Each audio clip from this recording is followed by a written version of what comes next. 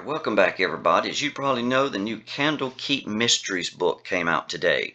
So here's what you'd expect to see on the cover. The artwork is as great as ever. And here on the back, they give you a pretty nice description of what you would expect to see inside. So look what they tell you about this massive library, which is what all this revolves around. They tell you up here, great books hide their secrets well. Candlekeep attracts scholars like a flame attracts moths. Historians, sages, and others who crave knowledge flock to this library fortress, and it is a huge fortress, to peruse its vast collection of books, scribbled in which are the answers to the mysteries that bedevil them. Many of these books contain their own mysteries, each one a doorway to an adventure. So that's where it's all going to begin, is with the book. So as you can see here, you've got adventures for character levels 1 to 16. So any level that you need will definitely be found in one of these individual books, which leads to an adventure. So you can see right here under the contents page, they give you about 16 pages of intro information. This is all background stuff for the DM primarily, just how you get there, what do you see when you arrive, what to expect, how to get in, and so on down the line. But as you can see right here, there's 17 different adventures, and a book's going to lead to each one. So we'll go over each one of those in further videos. You can see there's roughly about 220 or so pages in this book. So again, these books are a little expensive, but when you consider 16 separate adventures, it's not bad. So up here at the top, Candlekeep Mysteries is an anthology of adventures written by members of the Dungeons & Dragons community. Each adventure begins with a book that the characters find in Candlekeep, an enormous library. And of course, you don't have this location on the Sword Coast or be in Forgotten Realms. You put it in any setting you want. Doesn't even have to be in this library here. You just find a way. I would even take the books individually. Maybe they find a book somewhere and all this leads to this adventure. So you don't have to have all this, but they tell you that here in this little intro section too. So using the adventures. So they're going to expect you to have 4 to 6 characters, and of course they tell you what level you're going to see for each one of them. Of course, you adjust it any way you need. If you need to swap out monsters, change the number, adjust anything, easy enough. So the characters are going to discover a book in this library, and they're going to see that it's got a mystery in it that they can follow. And down here at the bottom, they tell you that these aren't maybe the regular adventures you might think they are. These short adventures work best with players who like mysteries. So I'm taking this is going to be a lot less hack and slash and maybe a little bit more mystery thinking type, more role playing. So consider that if you use one of these. They have these purple boxes throughout the adventures, which are sections you read aloud to whoever's playing. They mention you're going to need a monster manual, of course. Nothing surprising about that. Now, there are a whole lot of new introductory things to fight in here, like they always do in these. So they're going to give you all the information you need on new things. So here's the Candlekeep Mysteries. There you can see you got levels 1 through 16. There's 2 at level 4, so that is going to be 17 in total. But here they just give you a title of each one of the adventures. Again, here's the level for 4 to 6 characters that you'd want to be running and a little description. So you can see there's one about a missing sage, a merchant scam, a treasure map, a mining disaster, a rhyme, a secluded temple, some cylinders found within a book, a haunted book, a storybook conflict between 2 individuals, a stolen book, a djinn that'll give him a wish spell if they can free him, a bard's prison, a search for some missing pages of a book, something about puzzling organ transplants. That sounds interesting. A mark that a tome leaves on the group, like a curse. They got to figure out how to remove it. One about some wandering stone golems, and then the highest one's about a fungal plague. Must be pretty bad right there. So they tell you that you can dissect these adventures as you want. Take any of the parts and pieces you like. That's what I do with any of them to start with, and I'm betting that's what most of you do also right there. So they tell you don't worry about using them as standalone adventures. You don't have to run all these in order like you see with some things. So transplant what you want where. Like there's one that talks about a cave. You can put that anywhere. A wilderness. Wherever you think they're best suited, you go for it. So right there you got a little brief overview. Then they get into more of the particular information. So standing atop a rocky crag overlooking the Sea of Swords, the massive citadel of Candlekeep has endured the elements for centuries and defied the degradations of time. This thing's visible from miles away, so it's obviously very big. They talk about the entrance. There's a little road called the Way of the Line. We'll see that on a map further along. They talk about all the scholars, anybody looking for knowledge, everybody who's near this place visits it. If you want to find something in a book, evidently they've got it. So they tell you that this is the largest library of not just prophecies and just books in general, but recipes, songs, folklore, journals. You could put anything you could think of into it. Interesting thing about the entrance fee to get in, it's not a few silver or gold. You actually need a unique work of writing that they don't already have. Or if it's something they already have, it needs to be really rare and valuable. So right off the bat, the players are probably going to figure out how in the world are we going to get into this place. That'll be their first little discovery. They mention all the priests and such that guard this place and maintain it. They'll talk about runners that'll get things for you. They'll talk about having a little missive of acceptance or denial. They'll talk about how all that's gained, and they tell you to even bring a wish list with you if you want. You can give it to your runner, and evidently they know the library really well, and they can grab for you whatever you need, at least copies of it and such. So they talk about securing a guide. You can roll a little D8 right here every time they need one of these guides. They just give you a little about their age and their race and a little background information. Not much on that right there. All you'd ever need. They talk about defenses, and again, this place is a fortress. Candlekeep is fortified by a 50-foot tall, 15-foot thick, iron reinforced stone wall with a double gate. So this place is something. In addition, there are many spellcasters here. There's an archmage. There are 4 mages, and then many other individuals they're going to look at further along. They talk about the wards, the protections against things you'd expect like mold, weevils, fire, so on down the line. They talk about magic being restricted. You cannot fly or teleport into this place. They tell you it will not be allowed right there. Now you can exit pretty much any way you want, but coming in's a different story. They tell you that anybody tries to fly in, it's not going to work. But if you watch, you'll notice that tiny birds somehow bypass this restriction. So if somebody or the group were able to transform into a tiny bird, I'd even allow us DM something like a small lizard, any kind of little animal, they could still slip into the place. So there's the fire suppression. That's an obvious right there. Theft protection. Anybody leaves here with a book, the book instantly teleports right back to the shelf. Now they do tell you might be able to tear out a page or some scraps and things like that and hang on to them, but any large piece is going to go back automatically.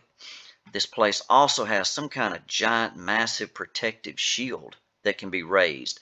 I guess it'd take a large army to pretty much take this place, so they are prepared for that. But they talk about all these orders too. Of course, if you want in this library, you're going to obey some rules.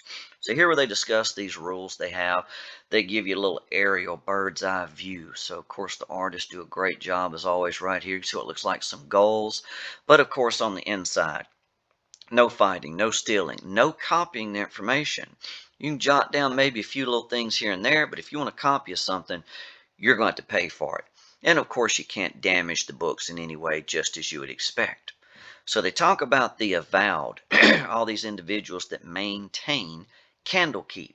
So look at this. There's 300 of just these low-level assistants. Basically, they're commoners. And then you've got these higher level guys called the keepers of the tomes, right? They tell you that their word is law. Whatever they say goes right there. And you got this human archmage right here that's sort of their boss. They talk about these other guys that they call readers and so on. And here's some of the stats on these master sages and sages. So when you look at them right there, you can tell they're not all that powerful, but they talk about the spell casting they have. Looks like a wise old dwarf shown in that picture right there. But back up here, they mention the readers. They're always trying to expand the library. So again, you got to donate a unique book to them just to get in the place.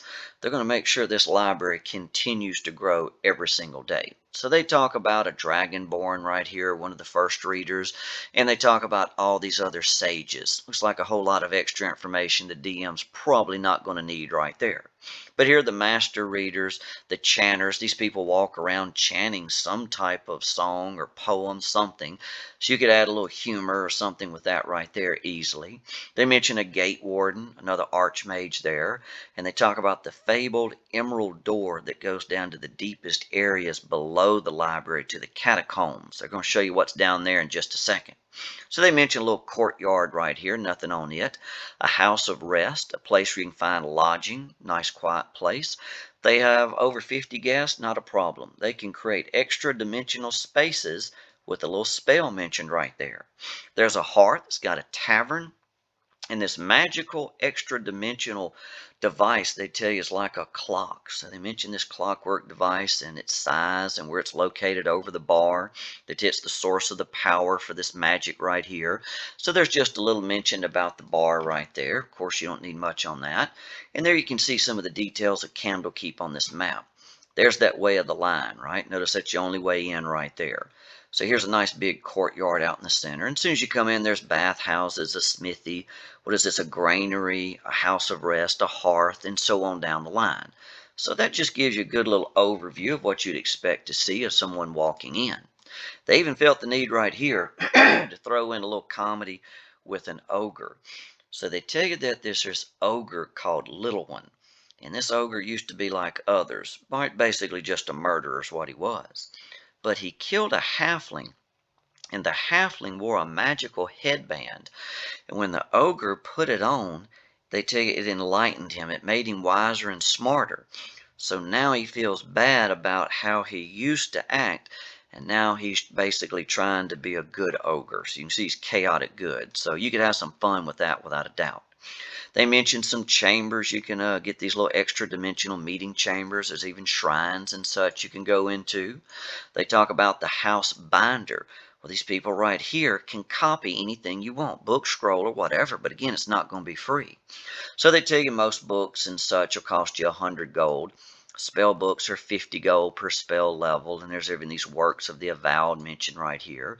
They talk about the pillars. These regions right here have permanent silent spells cast on them, so you could go to these areas and study, do whatever research and reading you wanted.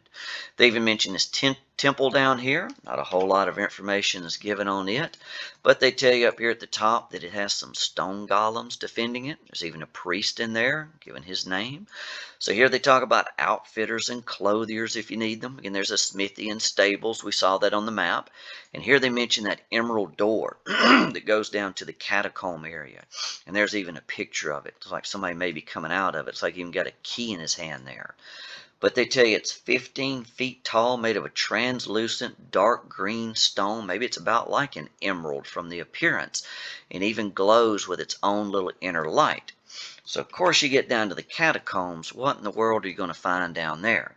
Well, they talk about some of the various objects and things that you might find. They talk about inner wards, and they tell you there's even a great library. So if you can't get down to some of the more private places, and of course, basically, you got to be a large donor to the library for that, you can still get to many other areas. So you can still get to all the books you need for all the adventures.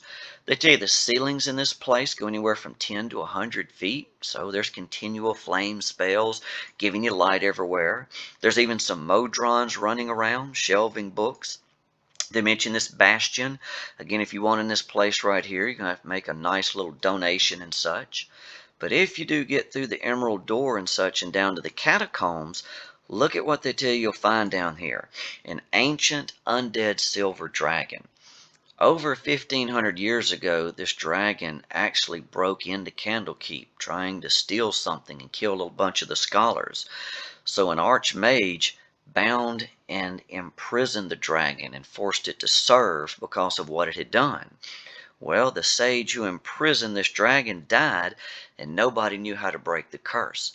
The dragon died, his corpse is turned to dust, and now, it's a she actually, wanders around as a spectral dragon. And actually all you see is the dragon's head. But this ancient silver dragon is very tough, still has a breath weapon, spells, and they give all the other information on it further along. But this is not really a hostile encounter unless they want it to be. This dragon doesn't have a big hoard of gold and magic items and things like that. It'll actually be friendly. They tell you that news of the outside world is what it desires more than anything else, but it can be called to defend Candlekeep if it's needed. They even talk about these echoes of this person right here who was a seer. This individual took some gemstones and was able to record his spoken word. So what you're left off with are all of his audio recordings. So a lot could be taken from that right there. So they mention those audio recordings are prophecies, echoes, or what they call them. And then there's this chamber of lost lore. If you get into this chamber right here and meditate for an hour, you'll be given the ability to cast a spell, contact other plane, and it'll let you speak to any of the long dead sages that used to work at Candlekeep. So that could lead to some interesting adventures right there. But look at everything they give you on this undead dragon. That's a lot of information. That's a power. Got 41,000 XP CR22. That's one tough dragon right there. So that's the first 16 or so pages of the Candlekeep Mysteries book. Just gives you some general information right there. So after this, we have all the adventures. We're going to look through those from level 1 all the way up to, I think it was level 16 or something like that. Until next time, good luck and good gaming.